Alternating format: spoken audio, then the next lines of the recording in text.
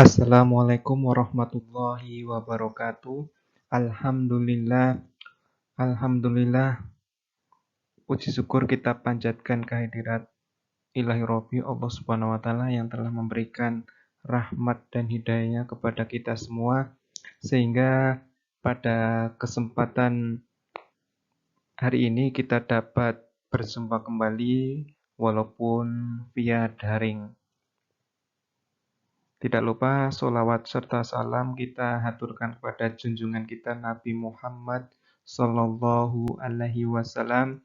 Semoga kita menjadi pengikut sunnahnya sampai akhir hayat kita. Amin ya rabbal alamin. Ya, sebelumnya perkenalkan, nama saya Widayati Umarsono di MTS Muhammadiyah Karangkajen, biasa dipanggil Pak Dayat.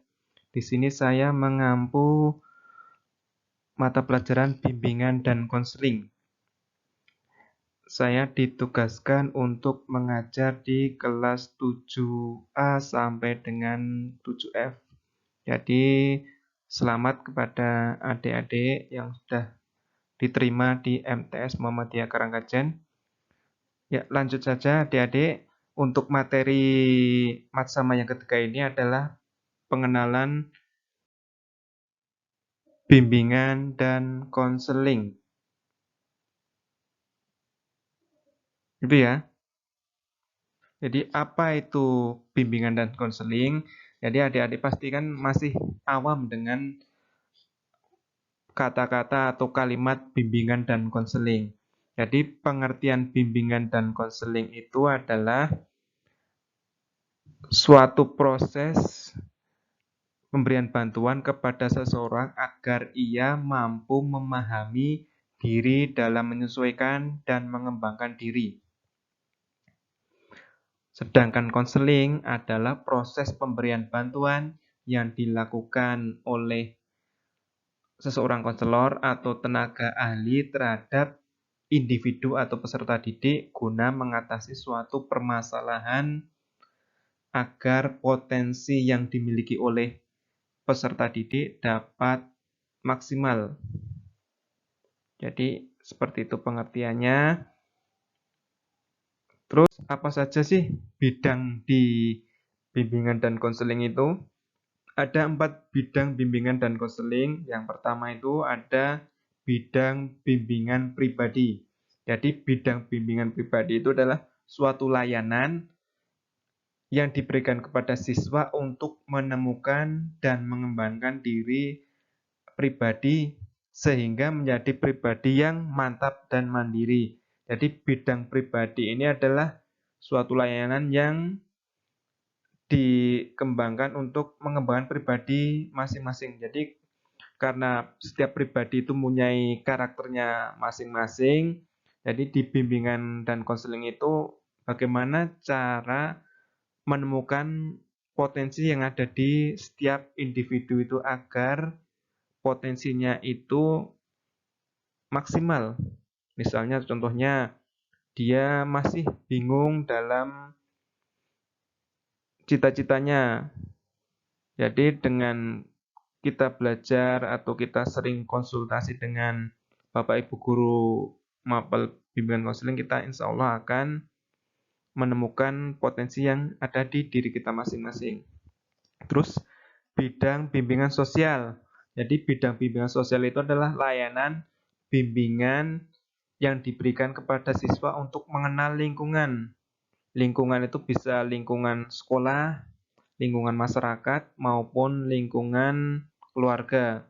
Jadi apalagi sekarang ini kan siswa-siswa kelas 7 itu masih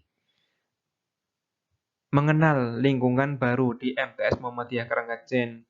Jadi siapa sih gurunya, terus kelasnya siapa, terus kelasnya apa, wali kelasnya siapa. Jadi dengan kita belajar bidang sosial itu salah satunya apa? Salah satunya agar kita mampu bersosialisasi dengan baik dan bisa menjadi pribadi yang bertanggung jawab seperti itu.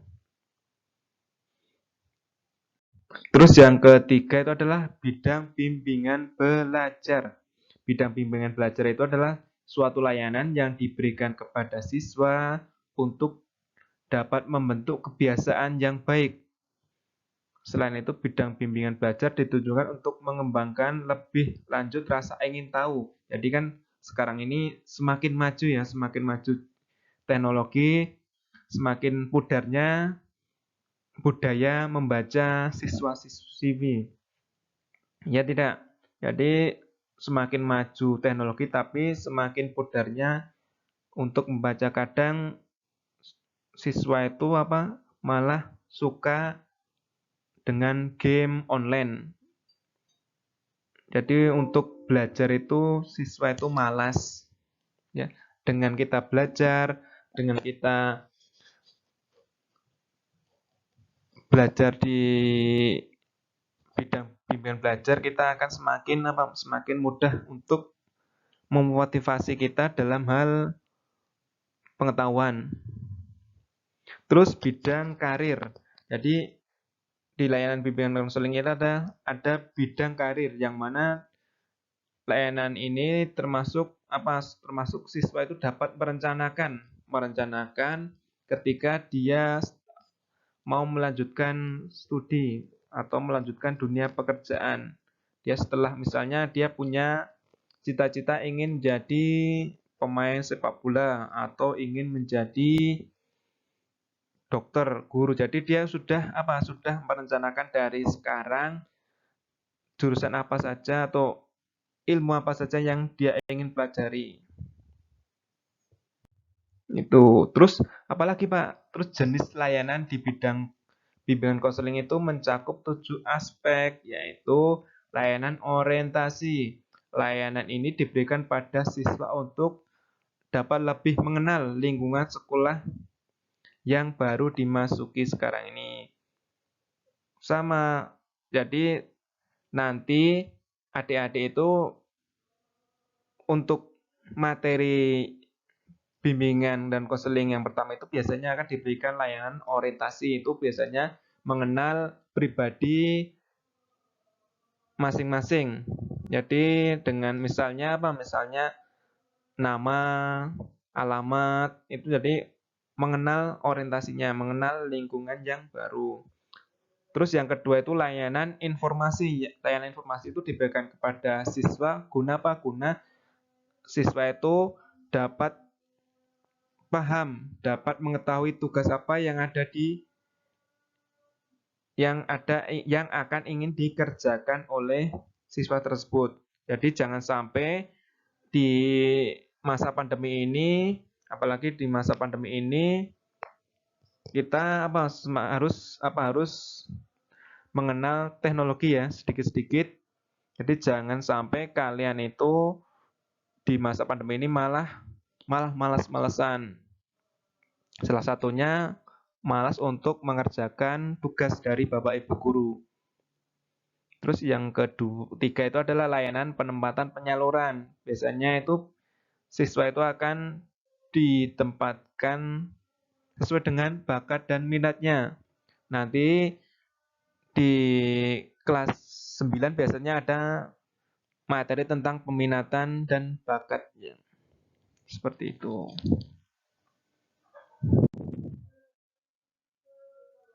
Terus ini ada layanan pembelajaran. Layanan pembelajaran di sini adalah membantu siswa untuk mengembangkan sikap dan kebiasaan belajar yang efektif dan penuh makna. Jadi bagaimana sih belajar yang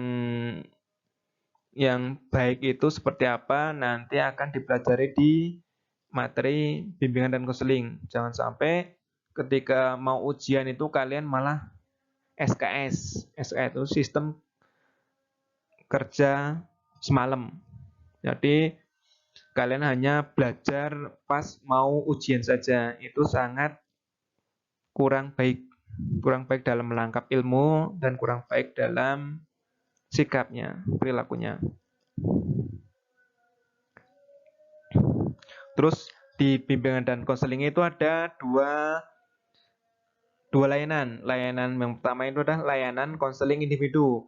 Layanan konseling individu itu itu nanti akan dilaksanakan bila mana siswa tersebut itu untuk memecahkan suatu permasalahan yang ada di pribadi anak tersebut. Biasanya misalnya punya permasalahan dalam hal bidang belajar. Dia merasa kurang mampu, kurang menguasai pada bidang suatu pelajaran tertentu. Biasanya dia akan sharing dengan guru bimbingan konseling. Terus layanan konseling kelompok. Layanan konseling kelompok ini diberikan secara berkelompok. Biasanya beberapa individu itu mempunyai masalah yang sama. Misalnya contohnya dia tidak bisa membaca Al-Quran. Jadi dari guru bimbingan dan konseling itu akan mengelompokkan secara bersama agar permasalahan yang dihadapi oleh siswa tersebut bisa dipecahkan bersama-sama.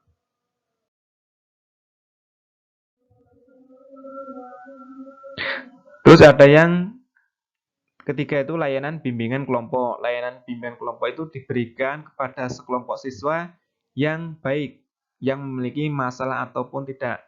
Jadi layanan bimbingan kelompok itu diberikan kepada sekelompok siswa yang mempunyai masalah ataupun tidak mempunyai masalah. Seperti itu. Jadi untuk materi hari ini pengenalan BK seperti itu. Jadi misalnya ada pertanyaan atau kurang jelas nanti bisa ditanyakan secara japri. Ya, itu saja yang bisa saya sampaikan. Kurang lebihnya saya mohon maaf. Billahi taufiq wal hidayah. Wassalamualaikum warahmatullahi wabarakatuh.